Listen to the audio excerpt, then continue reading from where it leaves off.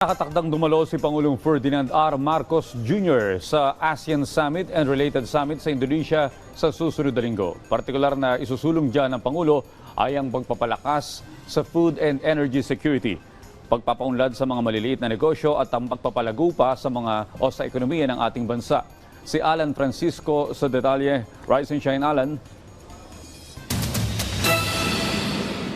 In these engagements, the President will continue to uphold and promote Philippine interests in ASEAN. Pagsusulong ng kapakanan ng Pilipinas.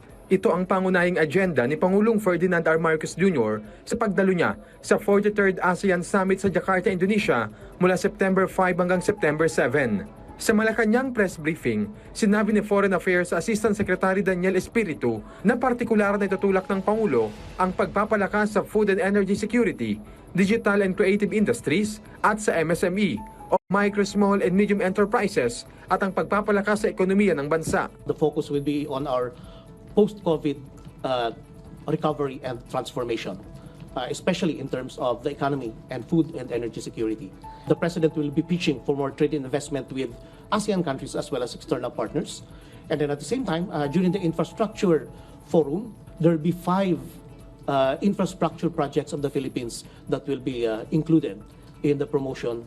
Gayon din ang pagresolba sa climate change at pagprotekta sa mga migrant worker. As well as combating trafficking in persons, especially with the use or abuse of technology. Sinabi rin ni ASEC Espiritu na itataguyod ng Pangulo ang rules-based international order, kabilang na ang United Nations Convention on the Law of the Sea, partikular sa West Philippine Sea. Sa usapin naman ng insidente kamakailan sa Ayungin Shoal at sa napaulat na publication ng China ng bagong mapa, sagot ng DFA. The Philippines is definitely pushing for statements in that regard. But of course, I cannot give you yet the final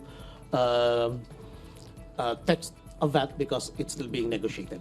Hindi rin aniya matitinag ang Pilipinas sa pagsusulong ng freedom of navigation sa WPS alinsunod sa international law. Sa kabuuan, 13 pulong ang dadaluhan ni President Marcos kasamang ilang world leaders tulad ng South Korea, Cambodia, Timor-Leste at Vietnam. Ilan pa sa nakatakdang talakay ng mga lider ang sitwasyon sa Myanmar, Ukraine-Russia conflict at ang iba pang alitan sa Indo-Pacific region. Alan Francisco para sa Morning Show ng Bayan, Rise and Shine, Pilipinas.